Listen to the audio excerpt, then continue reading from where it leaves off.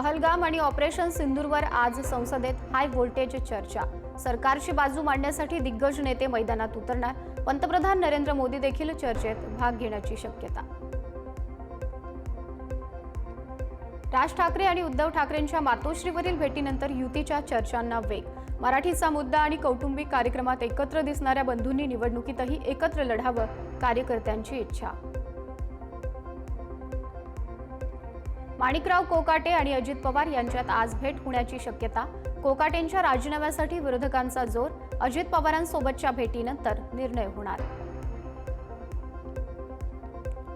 चुकीच्या गोष्टींचं समर्थन मी कधीच करत नाही, चूक केली तर कारवाई करणारच। अजित पवारांची माणिकराव कोकाटेंना तंबी। इजा बिजा तिजा झाल्यावर मी समजून सांगत नाही, अजितदादांचा इशारा। कोकणात स्थानिक स्वराज्य संस्थांच्या निवडणुकांवर शिंदेंची शिवसेना आणि भाजपामध्ये मतभेद। कोकणात कार्यकर्त्यांची स्वबळाची इच्छा। नितेश राणेंचं वक्तव्य तर कोकणात शिवसेनेची ताकद जास्त, योगेश कदमांचं विधान। भाजपकडून स्थानिक स्वराज्य संस्थेच्या निवडणुकीसाठी जोर। आज प्रदेशाध्यक्ष रवींद्र चव्हाण यांच्या उपस्थितीत वर्ध्यात भाजपची विदर्भस्तरीय मंथन बैठक। मराठा आंदोलक मनोज जरांगे यांचं शिष्टमंडळ मुंबईकडे रवाना। आज ऑगस्टमधील नियोजित आंदोलनासाठी मुंबईतील आझाद मैदानासह इतर मैदानांची करणार पाहणी। 29 ऑगस्टपासून मुंबईत मनोज जरांगे आंदोलन सुरू करणार। हिंगोलीचे ठाकरेंच्या शिवसेनेचे खासदार नागेश पाटील आष्टीकरांना वाढदिवसाच्या शुभेच्छा देण्यासाठी अमित शहांचा फोन। शहांच्या फोनमुळे राजकीय चर्चांना उधाण। नव्या राजकीय बांधणीची ही चर्चा। जालन्यात काँग्रेसला आणखी एक धक्का। कैलास गोरंट्याल मंगळवारी भाजपात प्रवेश करणार। रवींद्र चव्हाणांच्या उपस्थितीत आणखी काही महत्त्वाचे प्रवेश। रत्नागिरीतील खेड शहरात मीनाताई ठाकरे सांस्कृतिक केंद्राचे उपमुख्यमंत्री एकनाथ शिंदेच्या हस्ते लोकार्पण। उदय सामंत, भरत गोगावले आणि योगेश कदमही उपस्थित। योगेश काम करणारा कार्यकर्ता, टीका करून काम बंद करता येत नाही। उपमुख्यमंत्री एकनाथ शिंदे यांची जाहीर भर कार्यक्रमात गृह राज्यमंत्री योगेश कदम यांची पाठराखण। अनिल परबांनी केलेले आरोप नियमबाह्य, रामदास कदमांचा आरोप। सभापतींनी हे आरोप ऐकून कसे घेतले? योगेश कदमांवर मॅनेज करून आरोप झाल्याचाही दावा। 200 दिवस मी शांत राहिलो, संयमानं घेतलं। 200 दिवसात मी 2 वेळा मरता मरता राहिलो।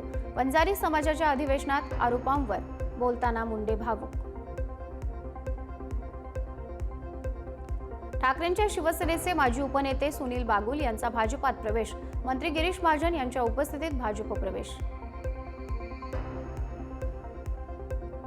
आज पालकमंत्री जयकुमार गोरे सोलापूर दौऱ्यावर। सोलापुरात विविध विकास कामांचं करणार उद्घाटन।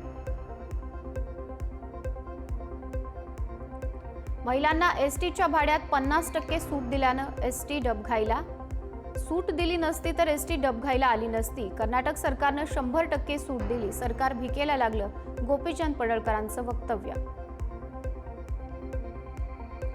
पुण्यात रेव पार्टीवर करण्यात आलेल्या कारवाईत एकनाथ खडसेंचे जावई प्रांजल खेवलकरांना अटक। प्रांजल खेवलकरांसह 5 पुरुष आणि 2 महिलांनाही अटक। खेवलकरांच्या घरातून लॅपटॉप, पेनड्राईव्ह आणि हार्ड डिस्क जप्त।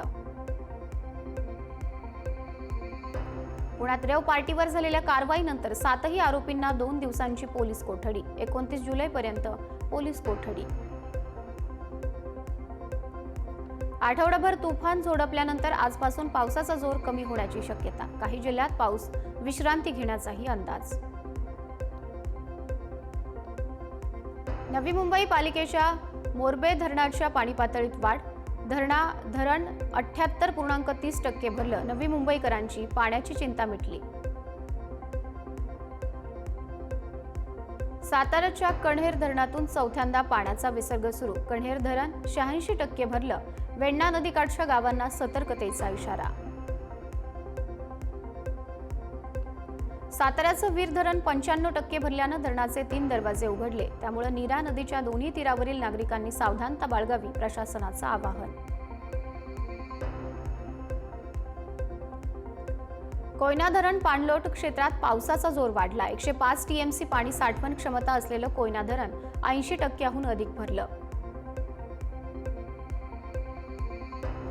नाशिकच्या नांदूर मध्यमेश्वर धरणातून 19,717 क्युसेक पाण्याचा विसर्ग सुरू. नदीकाठच्या गावांना सतर्कतेचा इशारा. धरणातून विसर्गामुळे जायकवाडी धरणाच्या पाणी पातळीत वाढ.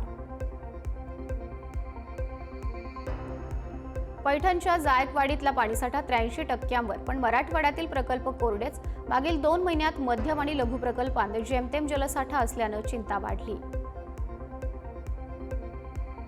संभाजीनगरच्या कन्नड तालुक्यातील 7 मंडळात अतिवृष्टीचा तडाखा. सर्वच नदी नाल्यांना मोठ्या प्रमाणात पूर. तालुक्यातील मध्यम प्रकल्प, धरणे आणि पाझर तलावात मुबलक पाणीसाठा. गोंदिया जिल्ह्याच्या 4 तालुक्यातील 17 मंडळांमध्ये अतिवृष्टीची नोंद. गोंदियात पावसाचा हाहाकार, जनजीवन विस्कळीत. मुसळधार पावसामुळे जालन्याच्या बोडखा गावातील नारोळा नदीला पूर. घनसावंगी ते बोडखा गावाचा संपर्क तुटला. मुसळधार पावसामुळे जालन्याच्या गोलापांगरी येथील दुधना नदीला पूर. गावातील अनेक नदी नाले ओसंडून वाहतात. नागरिकांचा आणि शेतकऱ्यांचा पाण्याचा प्रश्न मिटला. जालन्याच्या घनसावंगी तालुक्यात मुसळधार पावसानं रामसगाव येथील ओढ्याला पूर. नागरिकांना काढावा लागतोय गुडघाभर पाण्यातून मार्ग. नांदेडच्या हडगावमध्ये ओढ्याला आलेल्या पुरात अडकलेल्या शेतकऱ्याची झाडाची मदत घेत सुटका. घटनेचा व्हिडिओ सोशल मीडियावर व्हायरल. पुण्यातील भिडे पूल पाण्याखाली गेल्यानं नदीपात्रातले रस्ते वाहतुकीसाठी बंद. घाटमाथ्यावर जोरदार पाऊस कोसळत असल्यानं खडकवासला धरणातून विसर्ग वाढवला. नदीकाठच्या गावांना सतर्कतेचा इशारा. कृष्णा नदीची पाणी पातळी वाढल्यानं मर्ढे गावचा पूल पाण्याखाली. पर्यायी मार्गाचा वापर करण्याचं सातारा तालुका पोलिसांचं आवाहन. सांगलीत कृष्णा नदीच्या पाणी पातळीत सातत्यानं वाढ. कृष्णेची पाणी पातळी 23 फुटावर. महापालिका प्रशासन सतर्क मोडवर. सांगली कोल्हापूर जिल्ह्याला जोडणारा ऐतवडे खुर्द येथील वारणा नदीवरील पूल पाण्याखाली. पूल पाण्याखाली गेल्यानं वाहतूक बंद. सांगलीच्या चांदोली धरणातून पुन्हा विसर्ग वाढवला. धरण पाणलोट क्षेत्रात पावसाचा जोर वाढल्यानं गेल्या 60 तासात चांदोली धरणातून सुरू असणारा विसर्ग दुपटीने वाढवला. कल्याणच्या कचोरे परिसरात माती खचल्यानं 6 ते 7 घरांचं नुकसान. सातत्यानं सुरू असलेल्या पावसानं घडली घटना. जीवितहानी नाही. कल्याणच्या पंचमुखी कॉलनीत भर पावसात नाल्याच्या कामासाठी रस्त्याचं खोदकाम. शेकडो रहिवाशांचा मुख्य मार्ग बंद. रहिवाशांचा खोदलेल्या रस्त्यावरून जीवघेणा प्रवास. उल्हासनगर महापालिका हद्दीत शालेय विद्यार्थ्यांना जलवाहिन्यांवरून चालत करावा लागतोय जीवघेणा प्रवास. सिमेंट काँक्रिटीकरणासाठी रस्ता खोदून ठेवल्यानं नागरिकांना त्रास. बीडमधील जिल्हा परिषद शाळांची दुरवस्था. वर्गखोल्यांना गळती. शाळेत पाणी साचतंय. शाळांच्या दुरवस्थांमुळे विद्यार्थ्यांचं शैक्षणिक नुकसान. नवी मुंबईत सिडको पे अँड पार्किंगच्या कंत्राटदार यांच्याकडून नागरिकांची लूट. गाडी पार्किंगच्या नावाखाली जास्तीचे पैसे आकारले जात असल्याचं चित्र. संभाजीनगरात विभागीय आयुक्त कार्यालयासमोर शिक्षक बदली कृती समितीच्या वतीनं धरणे आंदोलन. शिक्षकांच्या सार्वत्रिक बदली प्रक्रियेमध्ये अनियमितता, गैरप्रकार आणि शासन नियमांचं उल्लंघन झाल्याचाही आरोप. सिंधुदुर्गच्या वैभववाडीमधील काचेच्या पूल पाहण्यासाठी पर्यटकांची गर्दी. तब्बल 2000 पेक्षा जास्त पर्यटकांनी पूल पाहण्याचा घेतला आनंद. बेळगावमध्ये पुढारी आयोजित टूर्स अँड ट्रॅव्हल्स 2025 प्रदर्शनाची उत्साहात सांगता. 3 दिवस चाललेल्या प्रदर्शनाला नागरिकांचा भरघोस प्रतिसाद. शहापूरच्या किनवलीमध्ये आईनंच आपल्या 3 मुलींना जेवणात कीटकनाशक टाकून केली हत्या. आरोपी आईला पोलिसांकडून अटक. नागपूरच्या खापरी पुनर्वसन भागात मोठ्या भावाकडून छोट्या भावाचा खून. पत्नीला शिवीगाळ केल्याच्या रागातून खून. गुन्हा दाखल.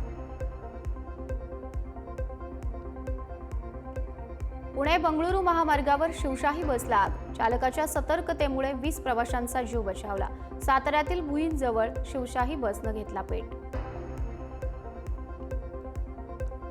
सोलापुरात दहशत माजवणाऱ्या सालार टोळीविरोधात मोकोका अंतर्गत कारवाई.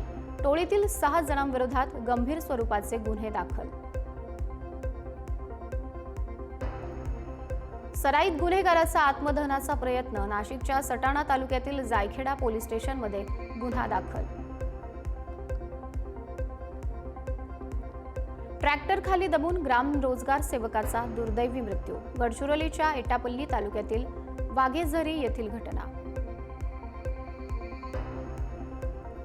यवतमाळच्या अंजी नाईक इथं शॉक लागून महिलेचा मृत्यू. राजकीय द्वेषातून घराभोवती शॉक देऊन कुटुंब संपवण्याचा कट असल्याचा नातेवाईकांचा आरोप. 6 संशयितांविरोधात गुन्हा दाखल. दारू पिऊन त्रास देत असल्यानं घरच्यांनी लाकडी दांडक्यानं मारहाण केल्यानं एकाचा मृत्यू. साताऱ्याच्या पाटण तालुक्यातील सवारवाडीत धक्कादायक घटना. महाराष्ट्र पोलिसांकडून म्हैसूरमध्ये ड्रग्ज फॅक्टरीवर छापा. 50 किलो एमडी ड्रग जप्त. सुमारे 100 कोटींचं ड्रग जप्त. धुळ्याच्या बल्हाणे शिवारात वाघाकडून 50हून अधिक कोंबड्या फस्त. पोल्ट्री फार्ममधील जाळी तोडून केल्या कोंबड्या फस्त. पोल्ट्री फार्ममधील रखवालदारांनी कुटुंबीय प्रसंगावधान राखल्यानं थोडक्यात बचावले. भारताच्या सुरक्षिततेसाठी चिंतेची बातमी. बांगलादेश आणि पाकिस्तानमध्ये व्हिसा फ्री प्रवेश. दोन्ही देशांमधील डिप्लोमॅट आणि दोन्ही देशांमधील सरकारी अधिकाऱ्यांना प्रवेशांसाठी व्हिसाची गरज नसणार. हरिद्वारमधील मनसा देवी मंदिरात चेंगराचेंगरीत